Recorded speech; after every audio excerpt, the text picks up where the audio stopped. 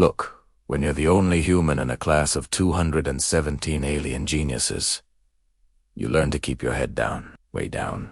Like so far down, you're practically examining the molecular structure of your desk. That was Jake Morrison's strategy at the Galactic Academy, and it had been working pretty well for 3 months. Sure, the Methilians kept trying to absorb his lunch, and yeah, the Corellian students had way too many arms for a fair note-taking competition. But Jake was surviving advanced interdimensional mathematics, which according to the orientation packet, had a 92% failure rate for humans. The key word there being was surviving. Past tense. Because right now, Instructor Vexter was writing something on the holographic board that made half the class emit distressed pheromones. Question 47. Vexter announced, his 6 arms gesturing dramatically at the equation hovering in glowing purple text. The instructor was a Krelian, which meant he looked like someone had asked a spider and an octopus to meet halfway, and they'd both shown up stressed. This is your take-home portion of the final exam. You have 2 standard weeks. To Jake's hand shot up, Vexter. S' primary eyes narrowed. His secondary eyes swiveled to check if this was a prank. His tertiary eyes just looked tired. Yes, Morrison, I'm done. The classroom went so quiet, you could hear a Methilian pseudopod drop, which, coincidentally, is exactly what Crix did 3 seats over.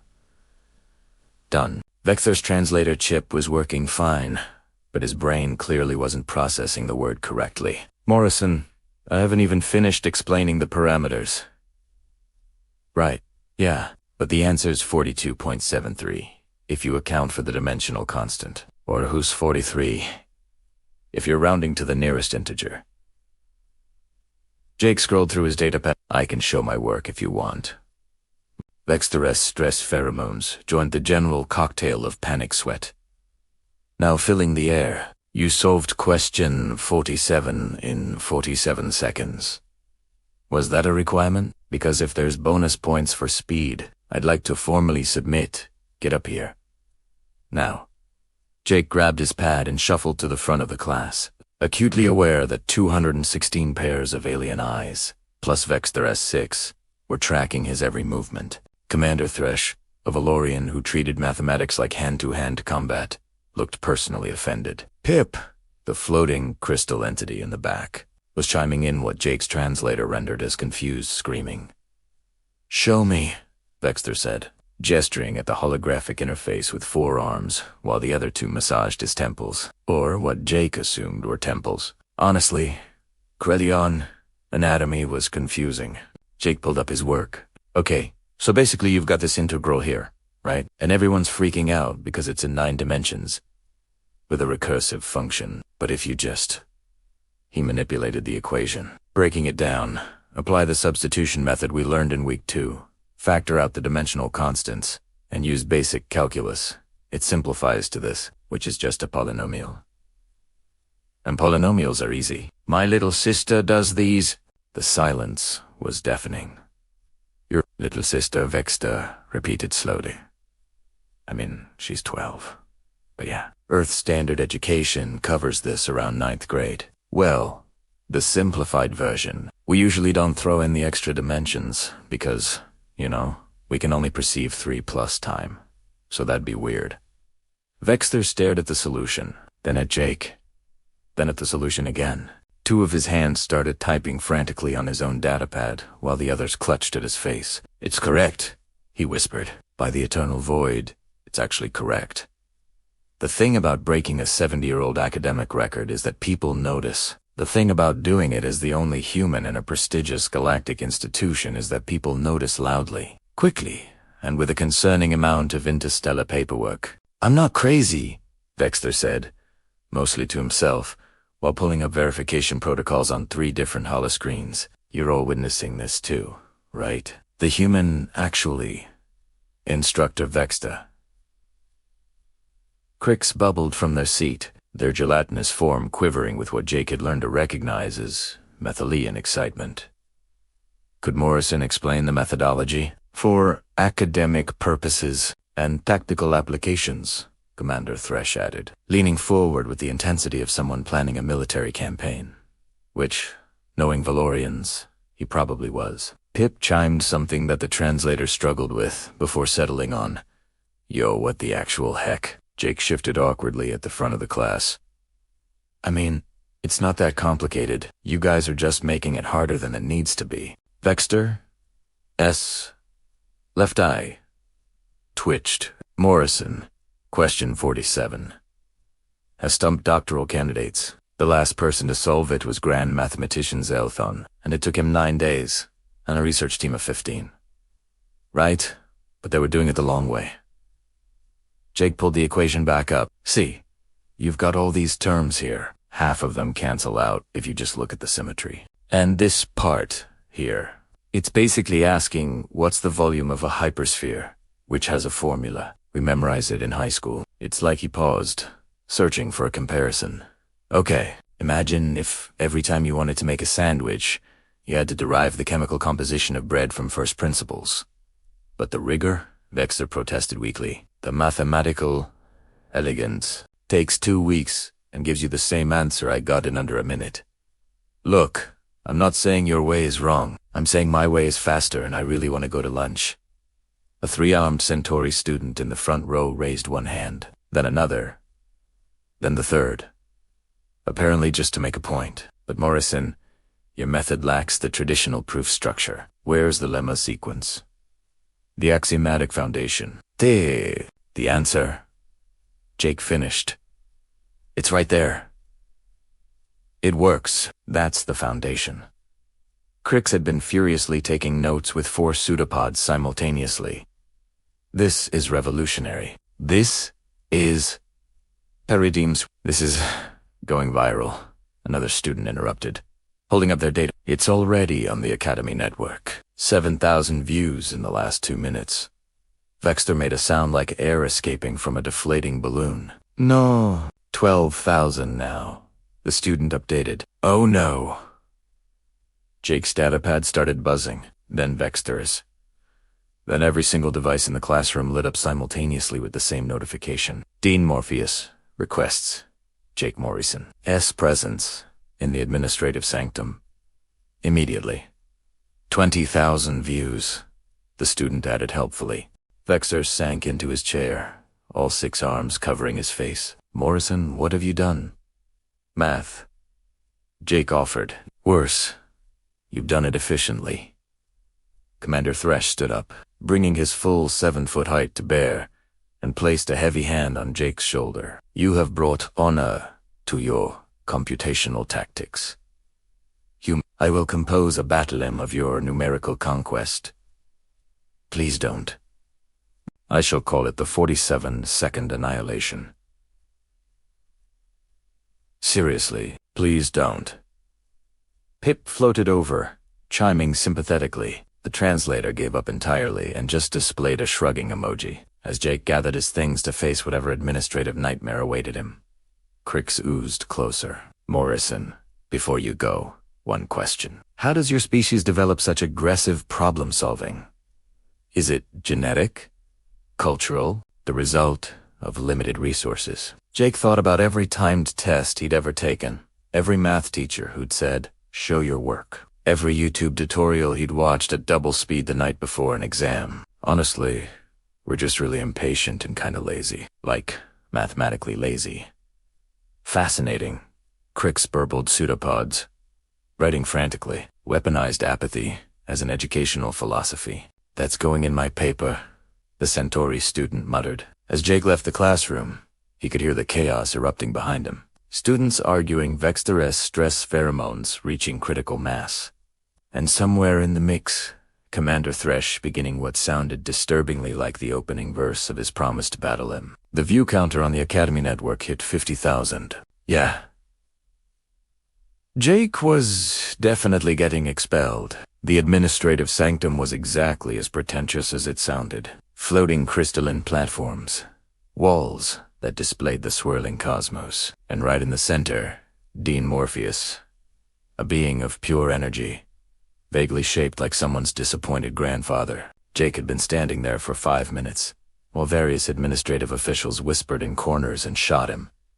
Looks ranging from curious to accusatory. Finally, Dean Morpheus's form solidified enough to project a face, and boy, did that face look done with everything. Jake Morrison, the Dean's voice, resonated directly in Jake's skull, which was as unsettling as it sounded. "Do you know why you're here?" "Because I did my homework too fast." A Krelian administrator in the corner made a choking sound. Another official, who looked like a floating jellyfish in a business suit, pulsed an aggressive shade of red. "Question 47, Dean Morpheus said slowly, "is not homework. It is a comprehensive examination of multidimensional mathematical theory that synthesizes 12 different fields of study. Students have had mental breakdowns attempting it. Doctoral candidates have switched careers rather than face it. And you, the Dean's form flickered, solved it in the time it takes most beings to read the question." In my defense, it was a really long question. "We need to verify this wasn't cheating, Marisa." Jake blinked. "How would I even cheat? The problem was literally just posted. Unless you think I've got a dimensional mathematics supercomputer hidden in my He gestured vaguely. "Somewhere. Species-specific advantages. Perhaps," suggested the jellyfish administrator, whose nameplate identified them as Vice-Chancellor Glorp. "Enhanced processing. Genetic modifications. Illegal neural augmentation. I'm from Earth. Our biggest genetic modification debate is about whether we should make tomatoes slightly bigger. Also, I'm pretty sure, if humans had superbrains, we wouldn't have spent a decade arguing about whether a dress was blue or gold." Dean Morpheus drifted closer, and Jake felt the distinct sensation of his thoughts being gently prodded. "Telepathy examination," the orientation had called it. "Extreme invasion of privacy," Jake called it. But apparently it was legal and academic misconduct investigations. "He's telling the truth," the Dean said after a moment, sounding deeply confused. "He genuinely thinks this is simple mathematics." "It is simple mathematics." Jake threw his hands up. "Can someone please explain to me what's so complicated about it?" The administrators exchanged glances. Finally, a small, turtle-like, being shuffled forward with a datapad. "Professor Kelm, according to his credentials, Chair of Traditional Mathematical Studies. The accepted solution method," Kelm began in a reedy voice, "requires first establishing a framework in Zelthonian theorem space, then constructing a bridge to hypercalculus dimension 7, followed by a careful navigation of the recursive paradox using methylene liquid mathematics, and finally—" "Okay, stop," Jake interrupted. "Why would you do any of that when you can just use substitution and factor it?" "Because that's not how advanced mathematics works, Mr. Morrison." But he got the right answer. "That's not the point.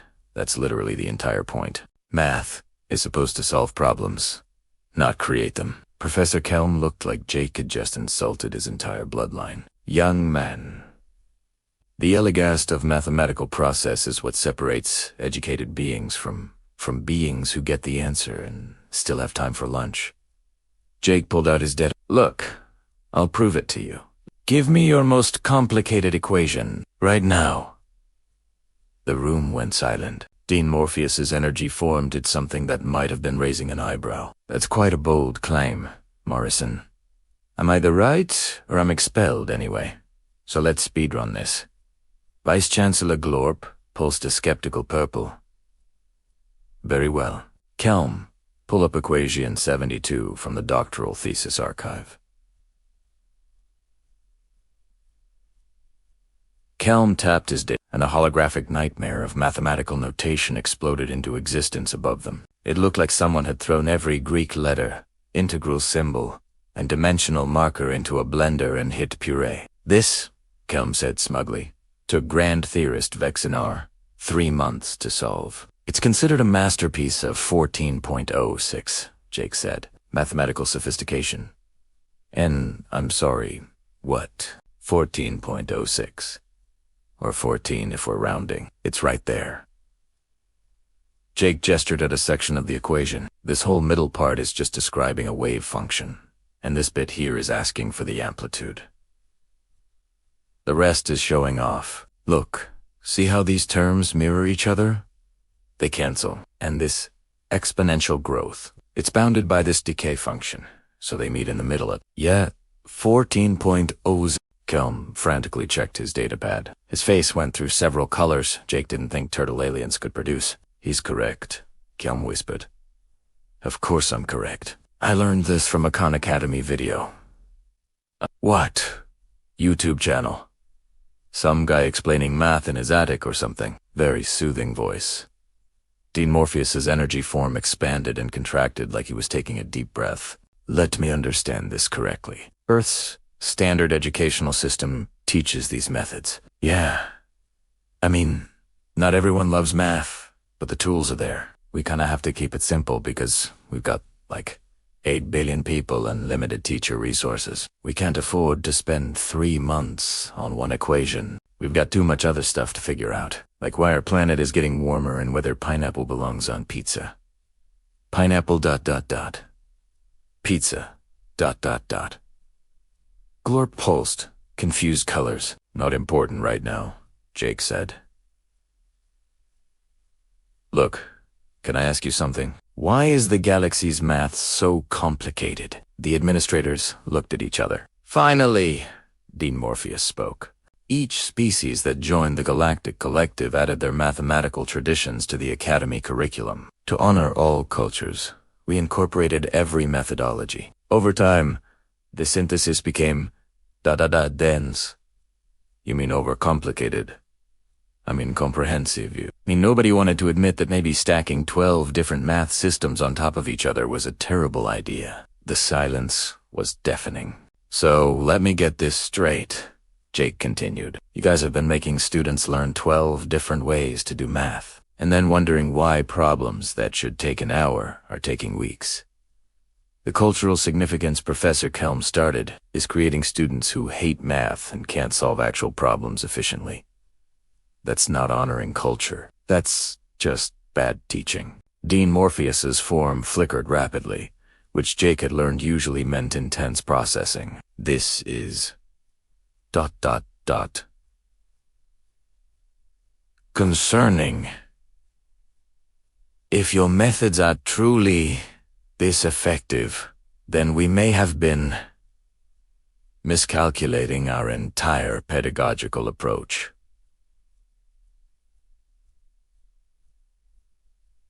Ya think. However, Glorp interjected, pulsing officially, we cannot simply restructure centuries of academic tradition based on one human's unorthodox. Test me, Jake said. Whatever you want. If I can't solve it, I'll accept whatever punishment. If I can maybe consider that humanity's lazy approach to math isn't wrong, just different.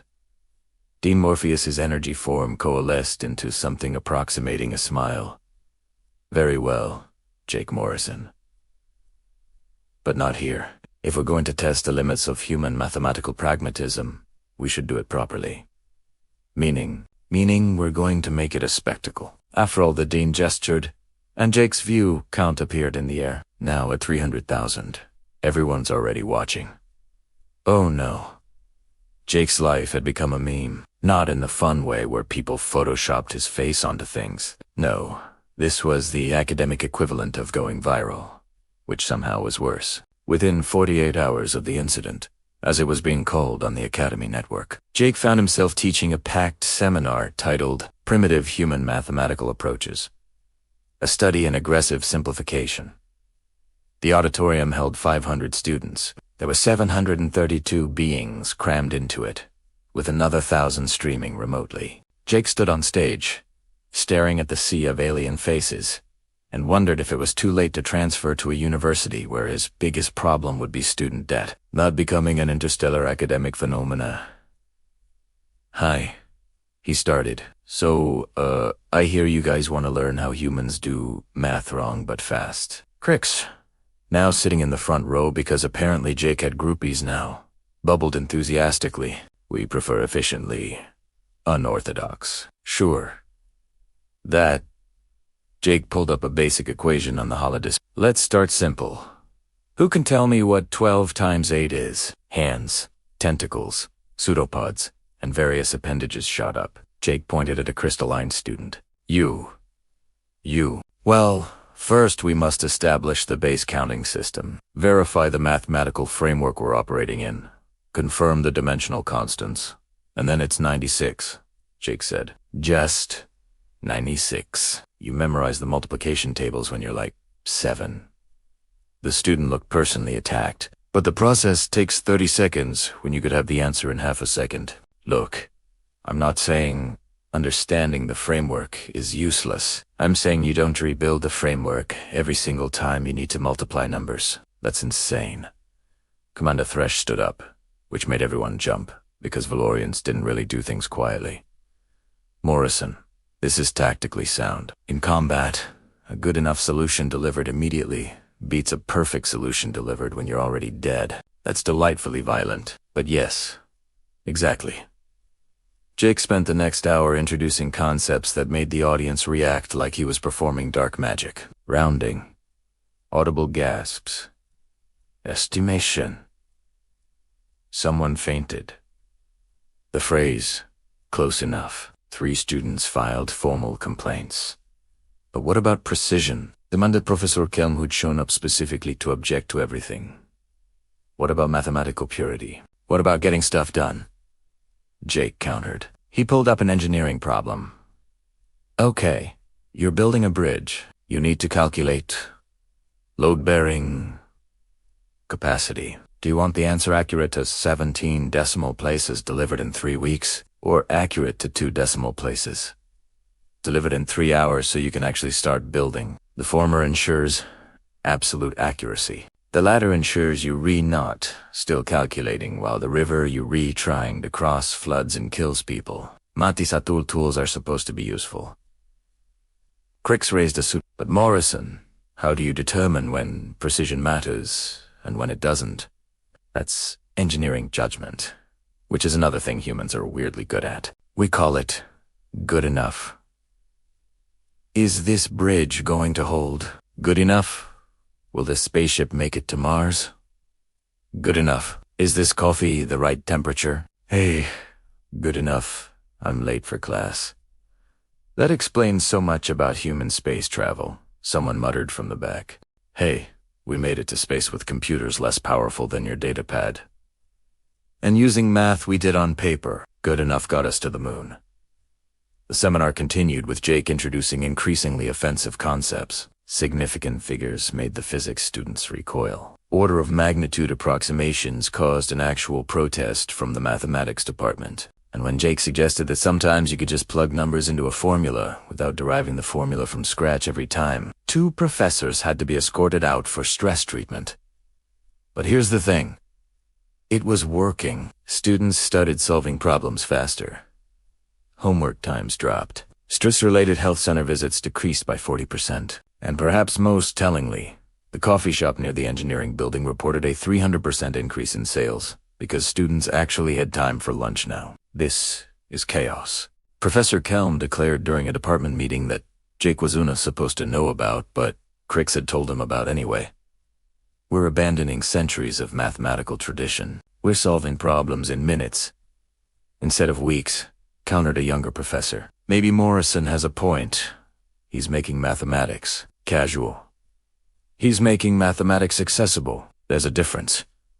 Jake's favorite moment came during a study group with his classmates. Commander Thresh was working through orbital mechanics, something that should have taken hours.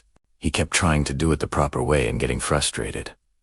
Thresh, Jake said, what if you just rounded those numbers? Rounding is for the mathematically weak. Rounding is for people who want to go to dinner sometime this decade.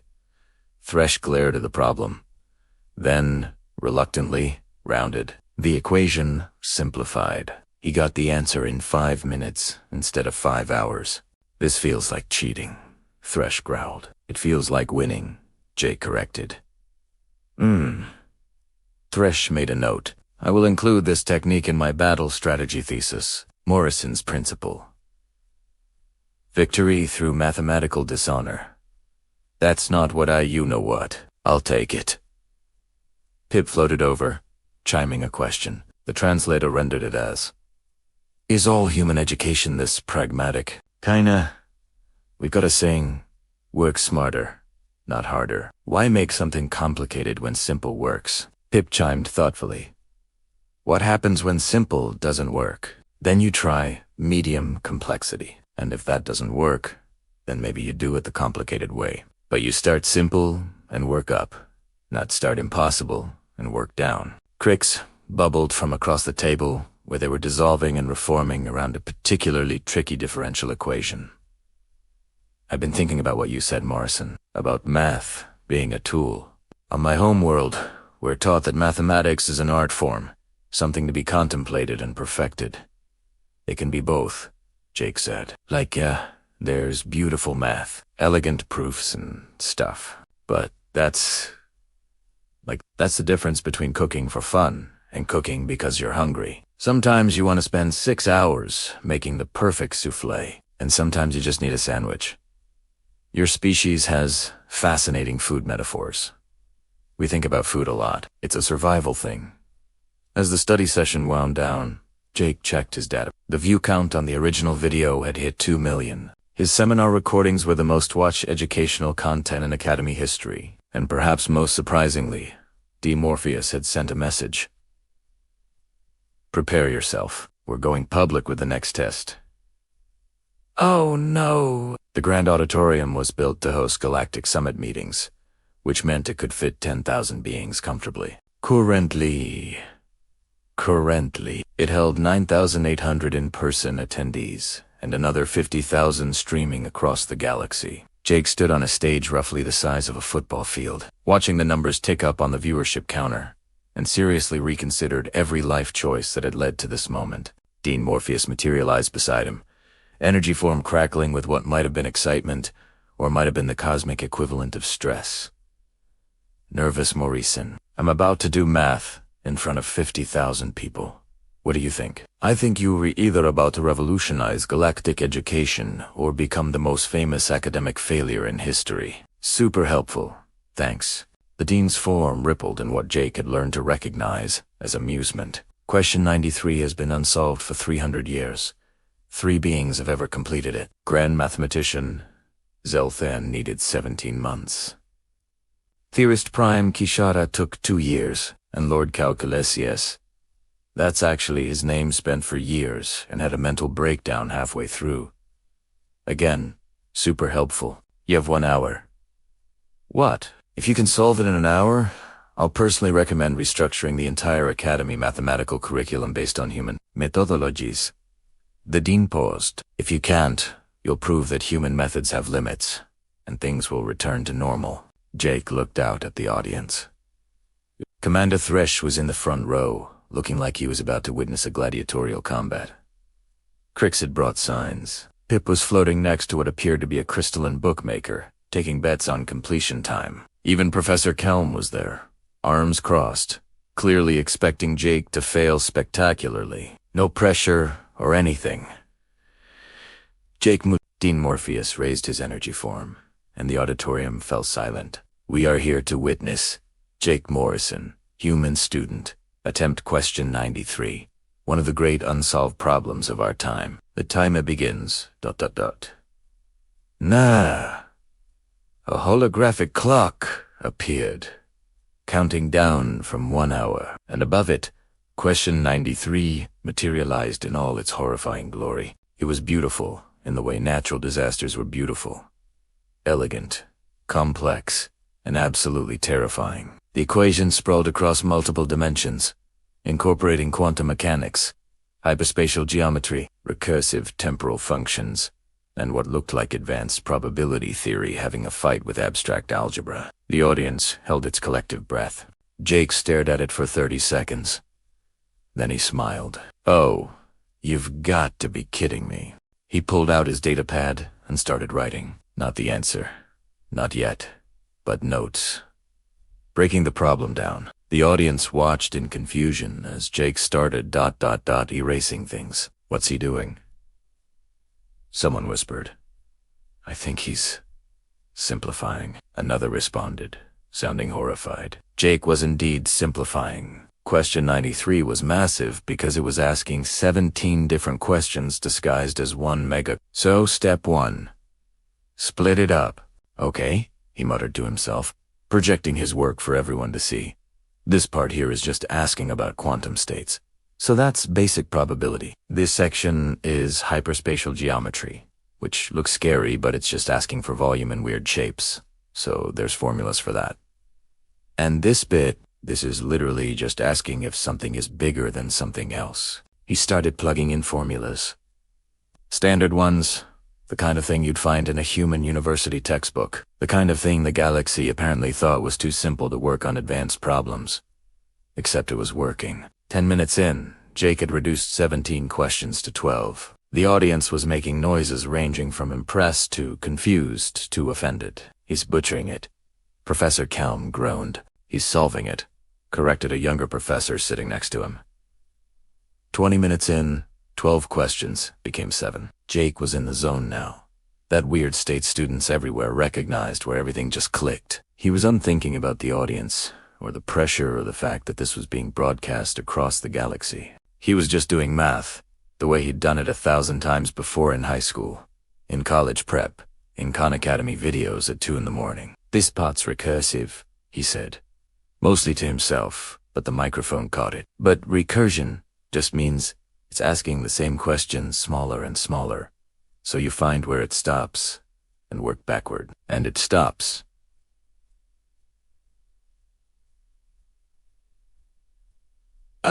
Okay, so if it stops at 0 and each step multiplies by then you've got a geometric series, which means dot, dot, double quotes. 30 minutes. 7 questions. Became 3. The auditorium was dead silent except for the sound of Jake's stylus on his datapad and the quiet sobbing of a mathematics professor having an existential crisis in row 12. 40 minutes. 3 questions became 1. Okay, so now we've got everything depending on this one value, which means if I can just figure out what x is. Double. Quotes. Jake paused, staring at the equation. It was still complicated, but it was solvable. He could see the path through it. Substitution here. Factor out the common terms. Cancel these. Simplify this fraction. The exponential and the logarithm cancel because of course they do. And that leaves, got it? 43 minutes, 12 seconds. Jake wrote the final answer on the holographic display. X equals approximately 3.14159, and then provided the full solution for everything that depended on X.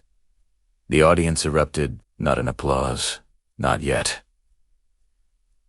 In chaos, people were checking calculations, running verifications, pulling up reference materials. The betting pool next to Pip apparently crashed from too many simultaneous transactions. Dean Morpheus floated to center stage, his energy form blazing bright. Someone verify this. Now. 5 professors rushed forward with datapads. They checked Jake's work, step by step, equation by equation. The tension in the room was thick enough to cut with a knife. Finally, the lead professor looked up. It's correct. All of it. He solved question 93 in 43 minutes. The auditorium exploded. Commander Thresh was on his feet, roaring something that the translator gave up on. Crix had apparently dissolved into a puddle of excited goo. Students were screaming, professors were arguing, and somewhere in the chaos, Professor Kelm was sitting very still, staring at nothing, clearly reconsidering his entire career. But Jake was focused on something else. Wait, he said, loud enough for the microphone to catch. The room quieted. I just realized something. Dean Morpheus turned to him. What? This problem, question 9/8, it's not actually that hard. It's just made to look hard. Someone took a bunch of medium difficulty questions, mashed them together, and added a ton of complicated notation to make it seem impossible. But if he just double quotes, he gestured at his work. Strip away the fancy stuff. It's just regular math. The silence was deafening. Are you suggesting, Dean Morpheus said slowly, that the legendary question 90, which has stumped the galaxy's greatest minds for 3 centuries, is essentially an elaborate prank? I'm suggesting that someone made it complicated on purpose. Maybe to test who could see through the complexity. Or maybe they just really liked showing off. But the actual math underneath... Jake shrugged. I've done harder problems in sophomore year. The lead professor who'd verified Jake's work was nodding slowly. He's right. Now that I see the solution path, it's obvious. We've been so focused on the complexity that we never thought to question whether the complexity was necessary. That single quote Steen Morpheus's form flickered rapidly. That's actually profound, and slightly embarrassing for our entire educational system. Hey, Jake said, if it makes you feel better, humans do this all the time. We make stuff complicated, then someone comes along and goes, wait, why are we doing it this way? And everyone feels dumb for not asking sooner. It's basically our entire history of science. Commander Thresh pushed his way to the front of the stage. Morrison, this changes everything. If the galaxy's hardest problems are just medium problems wearing complicated disguises, then maybe we've been gatekeeping knowledge behind unnecessary complexity. Jake finished. Yeah, that's kind of the point. The auditorium erupted again, but this time in actual applause, because even the people who were offended by Jake's methods couldn't argue with results. He'd done the impossible, and he'd made it look easy. As the crowd celebrated and argued and processed what had just happened, Jake's datapad buzzed with a message from Dean Morpheus. My office. Tomorrow. We need to talk about curriculum reform. Also, you might want to trademark Morrison's principle before someone else does. Jake looked out at the chaos he'd created and couldn't help but laugh. He'd come to the Galactic Academy thinking he'd struggle to keep up with alien geniuses. Instead, he'd accidentally started a mathematical revolution. Human impatience for the win. 3 months later, the Galactic Academy looked the same but felt completely different. The buildings were still pretentiously massive, the floating platforms still unnecessarily dramatic, and the cafeteria still served things that might technically be food but required signed waivers. But something fundamental had shifted. In classroom 7B, where Jake had first committed his act of mathematical terrorism, Instructor Vexter stood in front of a new batch of students. Question 47, he announced, and half the class tensed up. You have 2 weeks to complete it. Or he paused, mandibles twitching in what Jake had learned to recognize as Creeleon amusement. You can use Morrison's method and finish it during lunch. Your choice. The students chose lunch. They always chose. Lunch. Jake was sitting in the Academy's new Human Methods Study Center, which was less formal than it sounded. Mostly it was just a room where students came to learn shortcuts, ask stupid questions without judgment, and occasionally watch Jake solve problems while eating sandwiches. Morrison, Commander Thresh rumbled, dropping a datapad on the table with enough force to rattle Jake's coffee. Battle Tactics Department has requested you teach a seminar on rapid mathematical assessment for combat scenarios. That's just mental math. Thresh. We call it tactical numerical supremacy. Of course you do, Crixus Dean, carrying what looked like a petition with 3,000 signatures. The Methylene Mathematics Collective wants to officially adopt approximation methods into our cultural curriculum. They're calling it the Morrison Revolution. Please stop naming things after me. Too late. There's a statue being commissioned. There's a WHAT. Pip floated through the wall, chiming urgently. The translator rendered it as, Dude, the cafeteria is serving Earth food now, and I do you understand any of it. What's a burrito? It's single quotes. S. Complicated. Also delicious. Is it related to Morrison's principle? Everything's related to Morrison's principle now, apparently. And that was the weird part. Morrison's principle, which Jake had never actually formally defined, had become shorthand for an entire philosophy. If you can't explain it simply, you don't understand it well enough. It was printed on posters, cited in papers, used in arguments by students who were definitely stretching the interpretation to get out of homework. Dean Morpheus materialized in the doorway, energy form looking remarkably pleased for a cosmic being. Morrison. Good news. The Galactic Education Council has approved the curriculum reforms. Starting next semester, all Academy mathematics courses will offer both traditional and human method tracks. And the bad news, you're teaching 5 of them.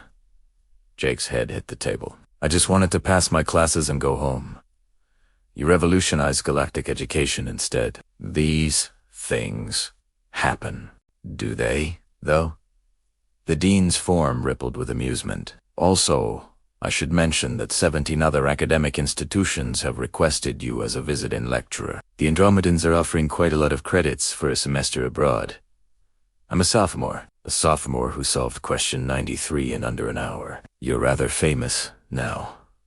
Famous was an understatement. Jake's original video had hit 50 million views. He had fan accounts. Someone had made an animated series about his mathematical adventures that took significant creative liberties with what actually happened. The episode where he fought Professor Kelm with laser-powered equations was particularly inaccurate, though admittedly pretty cool. Speaking of Professor Kelm, the old Tertullian shuffled in, looking significantly less hostile than 3 months ago. Morrison, I need your opinion on something.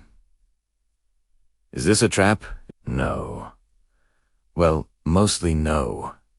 Kelm pulled up a holographic equation. I'm rewriting my textbook using simplified methods. Does this explanation make sense? Jake looked it over. It was clear, concise, and actually useful. Yeah, that's great. You even included the shortcuts in the margin. Kelm seemed pleased. I'm calling it traditional mathematics for the modern student. A reluctant reformation by Professor Kelm, who admits he may have been slightly wrong about some things.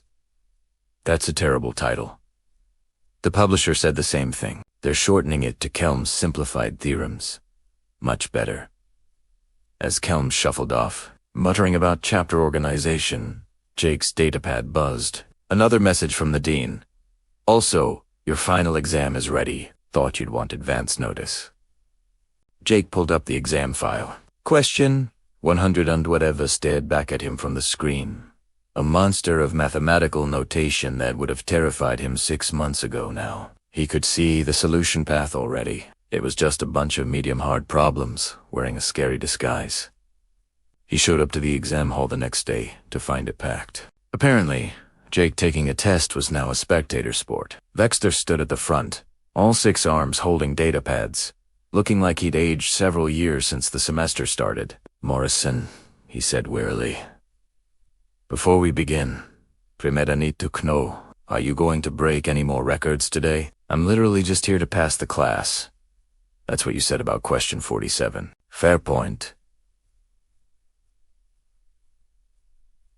Vexter distributed the exams. The other students opened theirs and immediately looked panicked. Jake opened his and started reading. Question 100 and whatever was right there on page 1, surrounded by regular problems that seemed almost easy by comparison. He picked up his stylus, checked the time, and started writing. Vexter didn't even bother timing him anymore. He just pulled out a datapad and started reading a novel, occasionally glancing up to see if Jake was still working or if he'd somehow finished already and was just being polite. 20 minutes later, Jake stood up. Vexter didn't look up from his book. Done. Donné. Of course you are. The instructor took the scanned through Jake's answers, and sighed the sigh of a being who had given up on being surprised. Perfect score. Again. Cool. So I passed the class? Morrison, you didn't just pass. You have the highest grade in academy history. You've solved problems that were considered unsolvable. You've fundamentally changed how we teach mathematics across the galaxy. Vexter finally looked up, and you still act like you're just trying to scrape by. I mean, I am just trying to scrape by. The bar is just lower than you guys thought, or higher than we were willing to admit. Vexter made a note on his date. There. Officially graduated with highest honors. Congratulations. Graduated. But you've completed all required coursework, and then some. You can either stay and take more advanced classes, or I'm staying, Jake said quickly. I still need to finish my degree in engineering. The math was just gen ed requirements. Vexter stared at him. You revolutionized our entire mathematical framework as a general education requirement. Is that bad? The instructor put his head in 4 of his 6 hands. Just to go. Morrison, before you accidentally solve quantum consciousness or something. Jake left the exam hall to find his friends waiting outside. Commander. Thresh immediately lifted him in a crushing hug that Jake was 80% sure was meant to be celebratory and not fatal. Victory. Thresh roared. Morrison has conquered the final mathematical battlefield. Can't breathe, buddy. Oh. Apologies. Thresh set him down. I am composing a new battle hymn for this occasion. Of course you are. Crix bubbled excitedly. We should celebrate. I know a place that serves Earth-style food now. They have something called pizza. Did they put pineapple on it? I don't know what that means. Then yes, let's go find out together. As the group headed toward the cafeteria, chattering about pizza toppings and upcoming classes, Jake's datapad buzzed one more time. A message from Dean Morpheus. Well done, Morrison. You came here thinking you'd struggled to keep up. Instead, you taught us that maybe we were the ones struggling. That's worth more than any test score. Also, please consider my earlier offer about teaching. We need more professors who remember that education should be accessible, not intimidating. Think about it. Jake looked at his friends, at the academy that had accidentally become home, at the galaxy that had somehow decided a slightly lazy human with good pattern recognition was worth listening to. He thought about every student who'd told him that math made sense for the first time. Every professor who'd admitted maybe there was a better way. Every problem that got solved because someone finally asked, but why is it so complicated? Yeah, he'd think about it. But first, pizza. Because even mathematical revolutionaries needed lunch. And isn't that just the most human thing? Coming to an ancient, prestigious, galactic institution. Accidentally dismantling centuries of overcomplicated academic tradition. And still prioritizing food and friends over fame and glory. The galaxy learned a lot from Jake Morrison, but perhaps the most important lesson was this. Sometimes the smartest thing you can do is ask if you're remaking things harder than they need to be. Sometimes the answer is yes, and sometimes the solution is as simple as a human with a datapad. 47 seconds, and absolutely no respect for the phrase, "That's how we've always done it." Somewhere in the administrative wing, Dean Morpheus watched the cafeteria security feed showing Jake and his friends arguing about pizza toppings, and the ancient cosmic being smiled. The future of galactic education was in good hands. Slightly greasy hands that probably needed a napkin, but good hands nonetheless. And if you asked Jake what he'd learned from his time at the academy, he'd probably shrug and say something like math is just math. People just make it weird. Which, when you think about it, is exactly the kind of profound simplicity that started this whole thing. Question 47. Easy. Question 93. Done. The next generation of galactic students actually understanding and enjoying mathematics instead of dreading it. Priceless. And it all started because one human looked at an impossible problem and thought, yeah, but have you tried just doing it the simple way? Humanity. Indeed. Yeah.